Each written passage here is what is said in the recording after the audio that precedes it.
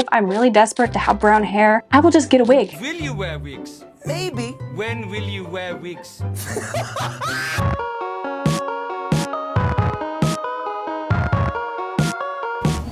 Well, hello. Welcome back to my channel, to my amazing friends, and welcome to my office. Step into my office, shall we? Not everyone has been asking me for a room tour, but I'm gonna give you one anyway. Let's start in the Doom section, shall we? Over here, we have a contained Doom pile. We have stuff that I'm selling. We have stuff that I have yet to actually use, my own personal stash, and my plushies. Also, my new backdrop. She is profesh. It is hung up by thumbtacks. And then some people have asked me about my bookcase. There is no rhyme or reason to how I decorate it. I just throw stuff in there, try to be aesthetic, but also... Oh, this is a new thing that I got. I put all my paints in here. Don't look down my dress. I've been trying to collect aesthetic looking, like, containers so that I can hide all the ugly stuff in my room. Yep. And then over here is the chair that you all know and love. Well, I love it. I don't know if you love it, but... What just happened? Technical difficulties. And then, come hither. I really like this. It is very cute. This is my not being used sewing corner. I will eventually use it, pending. Like the dress. I keep stepping on it. We have the clothing rack, which has stuff that I'm currently filming with or stuff that I need to use for filming. And then this is just some random slips I have on here. I usually have like a dress on here, but moving on. I absolutely love, hold on, I gotta move Melinda. We have my little fairy mirror. This is one of my favorite spots of the room, but it is also being covered up because I have so much crap. Yes, we have the mushrooms. And then up here, I keep a lot of my costume stuff. I pointed that out in one of my most recent videos. And there's more costume stuff down there being hidden. And then this is just one of my props, but she's cute, so she stays out. We have a sword. It is currently black because I still need to paint it. It's been sitting there long enough to collect dust. Shut up. And here is the vanity, one of my favorite spots. We have my favorite lamp, all of my makeup hiding in cookie jars shaped like houses. And I'm not showing you inside the drawers because mini Doom piles galore. Makeup brushes. Also say hello to the cameraman. And then this corner, we actually made these shelves, so if you ever need to make shelves, just don't ask me how because they're probably not done well. These are pretty sturdy, so actually, you know what? Toot toot. Technically, I made those. Shut up. Actually, yes. Technically, the cameraman did it. I'm just saying, they have a certain je ne sais quoi. They have a certain, they're rugged. They're not finished properly is what I meant. I'm the one who stained them. Anyway, and to go with the industrial chic, we have a crate, which I thought was so cool, but in actuality, it's probably a huge hipster millennial thing. And I will probably get crap for it in the comments. Or y'all will love it, I don't know. This is going to be changed. This is just my like printer area. I hate it. I want to change this whole situation, you know, trying to organize and look cute. And then over here, sorry, the light is gonna be a lot. Hold on. Do I use this morning motivation board? No, I do not. I have not looked at it since I made it. And then this is just a little preview of a future craft legs. My very expensive markers that I did not need to buy. I bought these when I was a barista. I love this. This is another one of my favorite sections in the room. We have my little fairy cabinet and just random doodads and stuff. That's the theme of my room, random doodads and stuff. And I like to use cute mugs to keep all of my like pencils and brushes and stuff, just because if they go into a container, I will never see them again and forget that I own them. Gotta keep a dagger handy to open mail. And this is actually one of my favorite mugs. It was too pretty to actually use as a cup. And also I have a million cups. We have Bilbo and friends telling stories in the Shire. Oh, and one last stop before we go, and also I just got caught on, this is a $10 microphone off Amazon. Last stop, we have the ever famous Hobbit door hanging. I couldn't think of what to call it, which you guys have seen me make. And then we've got my bags, sword. If this was a real sword, I'd be hurting right now. You do not hold a sword like that. And then we have over the garden wall art. next to Totoro art. I will link this artist in the description because everybody always asks me where I get my art. Yeah, that is the tour. So now we're gonna answer some questions. So join me over in my corner while I answer your questions about just stuff. Okay, let's go. Before we begin, I just wanted to interject to let you all know that today's video, we actually have a very special giveaway to celebrate 10,000 subscribers, almost 15. And that giveaway has been kindly sponsored by Leafling bags.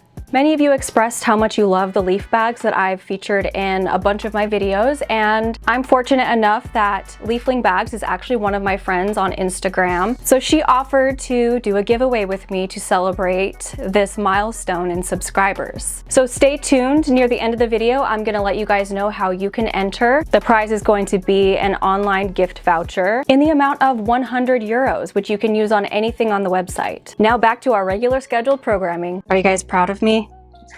I organized all the questions in a list and I put them in categories. I attempted to be organized for this, so we'll see how long that lasts before this devolves into chaos. Also, I got a new backdrop. It's a little wavy. I'm still working out the kinks on how to hang it without using those really annoying backdrop hanger things because I feel like I would just trip over the stands. I'm probably gonna get a curtain rod to mount up on the wall so that I can just move it aside so I can get into my closet because my closet door is behind us. Nifty. So I know y'all are nosy because I'm nosy and we're the same. So today we're doing a little Q&A so that you guys can get to know me a little bit better since we recently hit 10,000 subscribers. Actually, I procrastinated a little and we're about to hit 13,000 at the time of recording this. So we're well on our way to 15K. So we're gonna get started with the personal/life category so that you guys can get to know me a little bit more personally. And then we're gonna move on to cosplay/crafting. And then the third category I'm calling thrifting, aesthetic, beauty, just things of that sort, shopping, what have you. So first of all, somebody asked what was my favorite past adventure or vacation and where would I like to go in the future? That is a very good question. My favorite vacation, I don't go on a lot of vacations, to be honest, but I've been to New York twice, and even though New York is chaotic, it smells like urine, kind of like San Francisco, because I'm from California. So yeah, that's probably the craziest, like the furthest I've ever been. I don't know what my favorite vacation is besides like Disneyland.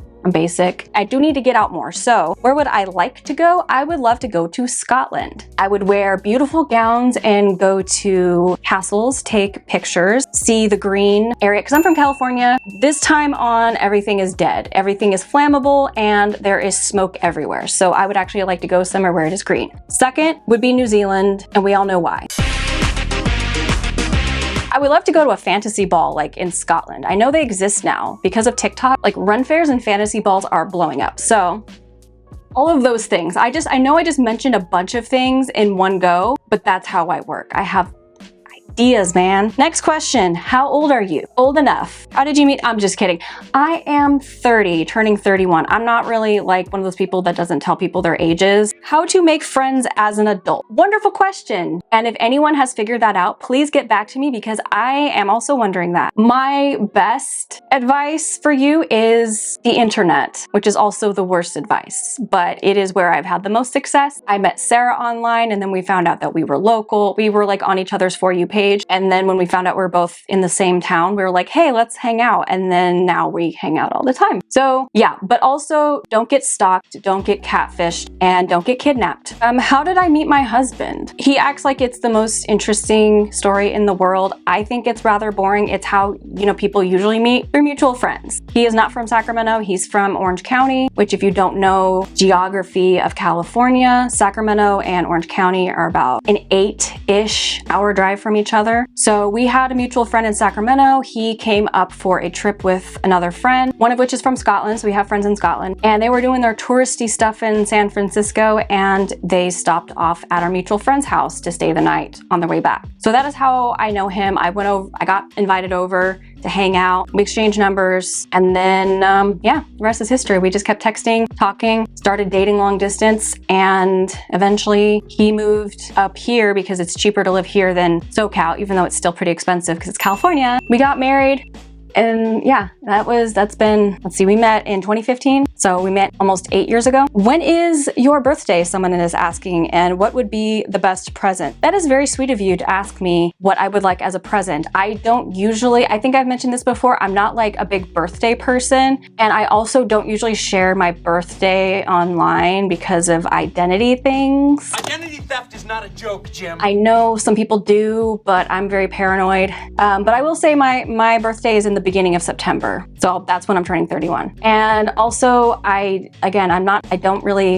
gifts aren't really something that I expect from people, even people that I know, but people have expressed wanting to send me stuff that they make or thrift. So in the future, I will be opening a PO box. Okay, so now we're getting to cosplay and crafting, which is probably my favorite category because it is very fun to talk about. What cosplay event or costume would you love to do? That is an excellent question. What cosplay event or costume? I'm guessing those are two separate things, event and what costume. You know, I used to go to conventions a lot. It's not like my favorite thing anymore. Now I'm more into Ren fairs. I've been to WonderCon is probably the biggest. WonderCon and Anime Expo are the biggest cons I've been to, and I hated it. I actually liked WonderCon back when it was in San Francisco and it was like 2010 era. I dressed up as Mad Hatter and that was like my first time getting a lot of like attention, and I loved it then. But now that I'm getting older and I have anxiety, it's hard. Online is fine because there's separation. But what costume would I love to do? I mean, you guys probably know if you watch my videos that I have dressed up as Aloy before, and I've been really wanting to make more of her outfits, and I want to experiment on doing more elaborate outfits, learning to sew, sculpt, 3D print, all of that stuff. So maybe more Aloy outfits. I also want to do some more armor stuff. I don't have any armor of my own. My husband does the armor for himself a lot. So I'd love to actually build some armor. Or when I say I build armor, I mean he builds armor and I decorate it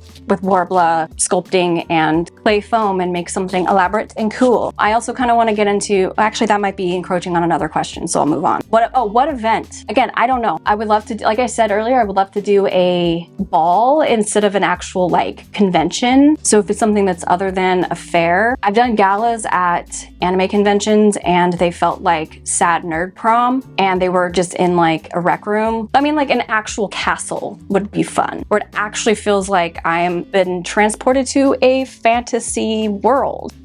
So like full immersion would be cool. Next question is, what is your favorite costume or outfit? That's really hard to choose because I love them all. Costume wise, Miss Frizzle. I would say Miss Frizzle. I love dressing up. Like, it's not my most difficult cosplay ever. I literally just threw it together. Just all I needed is I have red hair and I wore a space dress and everyone's like, Miss Frizzle. So yeah, it really speaks to people because it is nostalgic, and I always love dressing up as Miss Frizzle and acting like a goof.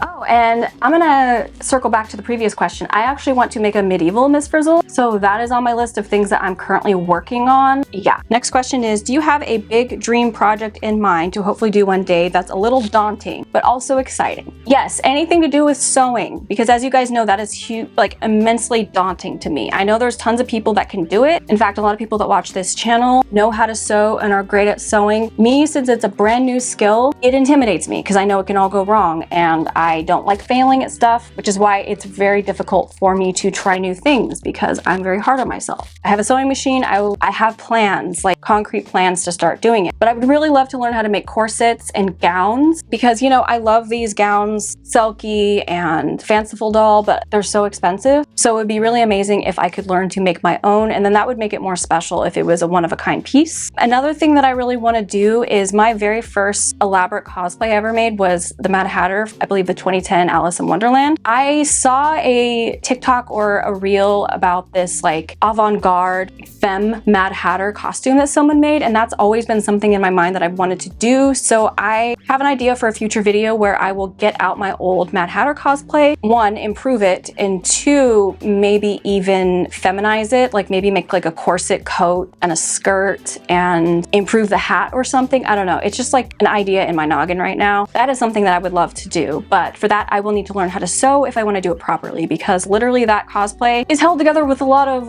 hot glue. So 2010, man, I was a teenager. Next question is, what got you into dressing fantasy and cosplaying? Those are kind of two separate questions, because I got into cosplay in the, I would say like 2009, 2010 era. My brother started going to anime conventions with his friends, and I tagged along and attempted to cosplay. And then I met a really good friend of mine and we started cosplaying together. And that's when her and I like put together our Johnny Depp cosplays. She did Jack Sparrow, I did Mad Hatter, and we went to WonderCon, and I got like the hugest rush from it because we did really well. We entered the masquerade. So around that period, we started doing like photography together, and we got into like fantasy photography, but her and I were just saying that like we didn't know what we were doing, and eventually we didn't really do it as much. And I actually stopped doing cosplay as much for a while until I met my husband. He was already into cosplay. That's one of the things we bonded over. Specifically, he was getting into the foam part where I had never touched foam. So that's when I got back into it, when I met him and we started doing cosplay together. I started going back to conventions with him. In fact, that was one of our dates, was we went to Anime Los Angeles together. There is that, but what got me into fantasy, TikTok, man. I have always loved a clothes horse. We're actually mutuals now on TikTok, which makes me so happy. Anytime someone who I admire follows me back, I'm like,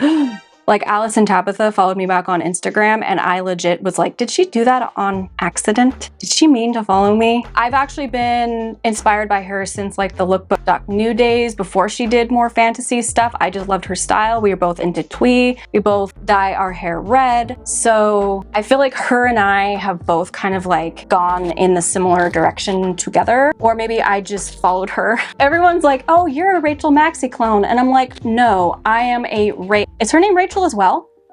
No, Rebecca, another R name. No, I'm a Rebecca clone. And then I kind of like was following her, but I didn't really do the fantasy stuff. But when I started getting into content creation, I started connecting to a lot of fantasy people. I went to a Ren Fair in 2021 and I loved it. And then I just started doing it more and more. And that is the content that actually started to do well, because I guess people can really tell when you are passionate about something. And I was passionate about fantasy stuff, and it really speaks to my inner child, because when I was really little, I loved dressing up in princess dresses and playing pretend, and I loved The Legend of Zelda, and I loved Xena the Warrior Princess, and I loved anything fantasy. And then I had some traumatic things happen, and I distanced myself from all the girly things, and I became a huge tomboy, and I hated pink and dresses. And this has been really healing for me to rediscover that stuff that I loved when I was 4. So that just became a lot more psychological than it needed to be, but now you know. Now we're besties. Now we're getting into thrifting, the more aesthetic. This is kind of like, that was leading us into it, but thrifting, aesthetic, and beauty. Someone asked me, at around what age did you get into Cottage Core related stuff? How did you get into Cottage Core / fantasy? Again, this is kind of playing off the previous question, but it's more geared towards Cottage Core. I don't really know what age, because it's like a slow progression. I would say I really started to get into it myself and making content about it around 2021, 2022. Like, I was into the vintage, but then I started to get into the Cottage Core side. I was into it before then, but then like had like a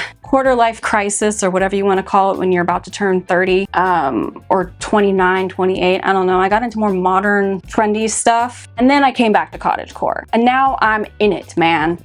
And then see previous question for the fantasy. I feel like Cottage Core and fantasy, there is like a direct line from Cottage Core to fantasy. You just end up there eventually. And what is the best thing I've ever thrifted? That is difficult to say, because I thrift a lot. The best thing I've ever thrifted is actually something that I didn't keep for myself, and that would be a Gunny Sacks dress. I ended up selling it because it was way too small. I have also thrifted, I literally don't know how to answer that. You know what? I'm gonna link a video in the description and in the cards to my favorite 2022 thrift finds. Maybe that'll help you figure out what my favorite thrift finds are, at least of last year, because I really did thrift a lot last year. What got me interested in thrifting? I have answered this question before, but I will give you the short version. My mother. For a time, her and I were always shopping together, but then we discovered a consignment shop named Freestyle Clothing Exchange, and they still exist, and I have been to their events before. So teenage me is smiling, because because I was an official guest, which is so funny because I actually interviewed to work there back in like 2011 and they rejected me. So guess who's laughing now? No, I'm kidding. But yeah, so that like kind of led us into buying things secondhand. We started going to Goodwill and stuff together. And then for me, it became necessity when I moved out because I didn't have any money and I needed clothes. Needed.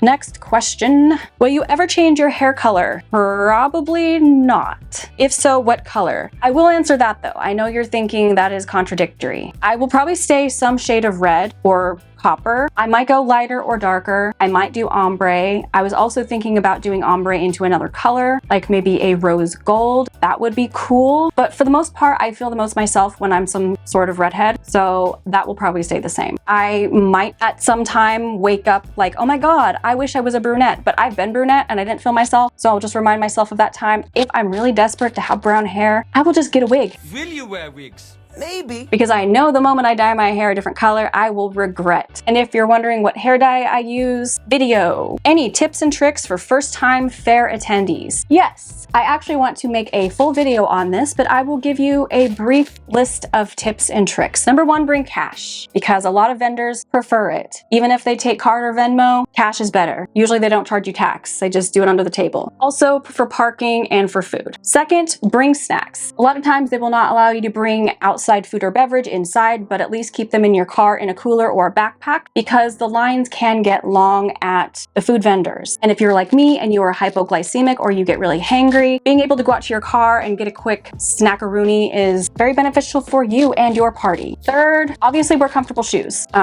There's nothing worse than your feet hurting. Bring band-aids just in case, like let's say you do get a blister. That really helps. I usually get like a tiny travel size first aid kit that I keep in my backpack. I'm usually wearing my belt bag, but my husband will bring his shield backpack, which will stick extra stuff in, and the first aid kit is tiny and it fits right in that. That's something that I will cover more in the video. I actually want to do like a whole section about what to bring. Also, get there early enough, but don't get there super early. But the reason why is because if there is jousting, the earlier showings usually fill up pretty quickly, especially if you're going to a very popular friend fair. There's nothing worse than wanting to see the jousting and not being able to, or being in crap seats and not being able to see anything. Other tips, again, I will cover in another video. If you're wondering what to wear, I have quite a few videos on that. I will link those in the description as well. And if I forget, remind me. There is one more category. I completely forgot. I did not scroll up. The next question category is content creation. And I have some people asking me about my process, my tips and tricks, and some of you are interested in making your own content, so I'm going to answer those questions. But I will in the future be making a video on my process. Actually, it might be a two-parter, my process on making content and then just my tips and tricks for building a community and all that stuff. But I'm going to answer these specific questions. What editing programs do you use for your YouTube videos? I use Final Cut Pro. I have a couple times used CapCut, which is a free app that you can either get on your iPhone, iPad, or even on your desktop computer. I just recently found out they have a desktop version. But even though they have a lot of editing tools, transitions, amazing text effects, and animations, my biggest pet peeve is that if you adjust the duration of your clips on the timeline, and if you have any audio files on your timeline, they shift around and they don't stay on the clip that you specifically set it to. And when it comes to sound effects and music, timing is very important. So if it gets messed up, it's annoying. And I've had to fix it several times. And sometimes when I exit out of CapCut, it doesn't autosave, even though it's supposed to. And then I have to redo everything. So most of the time, I pretty much just use Final Cut Pro for long videos. For my short videos, for my Reels and TikToks, I use CapCut on my iPad. Advice on gaining a following and starting out as a creative. Yes, this is something that I'm going to be covering in depth in another video. But I would just say, I would make it less about gaining followers and more about building a community. So being active and being interactive is very important. So responding to your comments that people comment on your posts, but also following hashtags in your niche, interacting with other people's content that are in your niche, following them, commenting on their page. A lot of times, if they see that you make similar content, they will follow you back. And if they don't, whatever, other people might see your comments. Posting on your story regularly, posting on your page regularly, but also be intentional about it. Don't just post for the sake of posting. Make sure that your post has a purpose. For me, I always try to be inspiring or let people know about my life. Or if it's just a picture that I like, I'll say, I really like this photo. I did this. It doesn't always have to be an elaborate like blog post, but making people feel like they are in your world is very important, because if they're not connecting with you, they're not going to follow you, they're not going to stick around. So that is very important. It's really difficult to start out as a creative, and it's different for everyone, but I would just do what feels right to you and be true to yourself, and don't try to be someone else. Don't look at someone else's content and be like, I'm going to emulate that perfectly. Some people do that at the start and they end up finding their groove and they shift into that and they become their own person, but that doesn't happen for everyone. Some people stay as a clone of someone else, and that gets them into trouble, gets them into beef, gets them into feuds, and it's not great. Do you, make what makes you happy, and two-way street of communication with your audience. What prompted you to be a full-time content creator? Wow, that makes me sound really impressive, even though I make like no money. The only reason why I'm able to do what I'm doing is because my husband and I and my brother all live together and we pool our assets. I previously worked a regular job and I haven't. That is less to do with me working full-time as a content creator and more to do with my mental health status. I hit a period of extreme burnout in 2021. I was going to school for medical coding and I had started working at a call center, and everything exploded in my face and I had to quit both. I lost all my progress on the accreditation for that schooling, because it's not like an actual college thing, it's a certification thing, and it all expired. Anyway, I don't want to do that anymore. I also discovered that I was ADHD around that time because I couldn't do all my schoolwork, and it was a whole mess. After I hit that burnout, I found it very difficult to get back in the workforce, especially in terms of customer service. My people skills just completely went downhill, and my brain was just like, we're not doing this anymore, because I was incredibly unhappy in my career paths that I was in. It was severely damaging my mental health. So my husband is working very hard to make sure we don't starve. And then also my brother lives with us and it's great. Are we struggling? Yes, very much so. Every cent that I make from content creation, from like Google AdSense, and anytime I get a sponsor, goes straight into bills. Straight into bills. I do sometimes buy stuff, but I usually do it when we're in a period where we're doing okay. All of the stuff that I buy that ends up in my content gets used as a tax write-off. So my content creation money the money that I make from content creation isn't taxed up the rear. That really helped out on our taxes this last year. I'm hoping that by next year I will have made more than I made last year. It was less than a part-time job. Sorry, at this point I'm just oversharing, but basically I had a mental health crisis and I was like, you know what, I may as well do this. In fact, I started buckling down on my content creation on my Instagram the week after my huge burnout panic attack, and I was in recovery mode. I woke up one day and I was like, I'm gonna start making Instagram reels of my outfits. And within a few weeks, I got reached out by ModCloth and they wanted to collaborate with me, and I only had 900 followers. And I was like, because I've always loved ModCloth. I was a twee girl, for God's sake. I struggle bus every day, but I love this a lot. And I really hope that I can really contribute to my family and help make ends meet someday. So your subscription is very much appreciated. Every little bit. And I also will plug my channel membership at this point.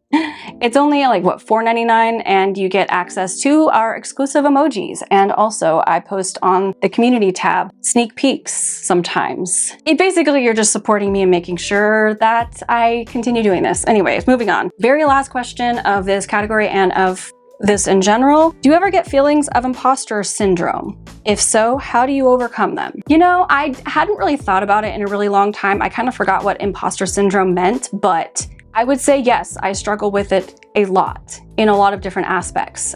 First of all, I sometimes wonder why the heck y'all are here. I wonder why I deserve to have so many supportive people that are in my comments cheering me on, especially when one of my videos blow up and I get a huge uptick in followers on Instagram, which recently happened. I am wondering when it is all going to blow up in my face. One thing that happens with me, I don't know if it happens with anyone else in content creation, but I'm pretty sure it's an anxiety thing. I sometimes get scared. I have these random moments where I'll just wake up in the middle of the night and I'm like afraid that all of a sudden everyone's going to be mad at me for some reason. I'm going to do something to piss everyone off and I'm no longer going to be liked. Or I wonder if there's someone out there that hates me.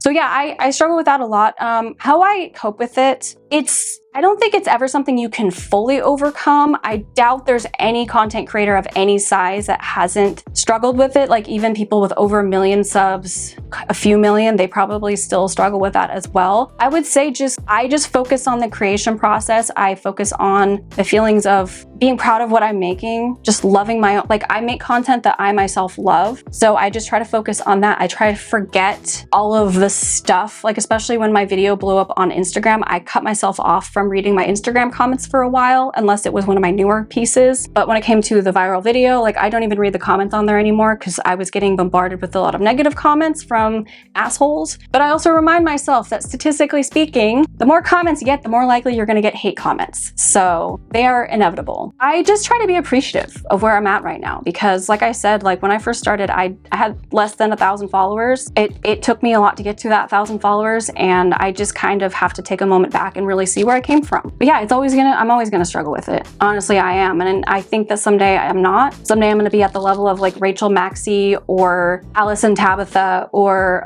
Rebecca of A Clothes Horse. I think I'm gonna be at their level. And I think that, oh, I'm not gonna feel worthless. I'm not gonna feel like I don't deserve this. No, I'm always gonna feel that way. I realize that I'm not always, sometimes I might struggle with feeling like I could be doing better. I could have more followers. I could have more views. But again, that's where I use self-reflection to help ground me back. I ain't gonna be perfect at it, let me tell you.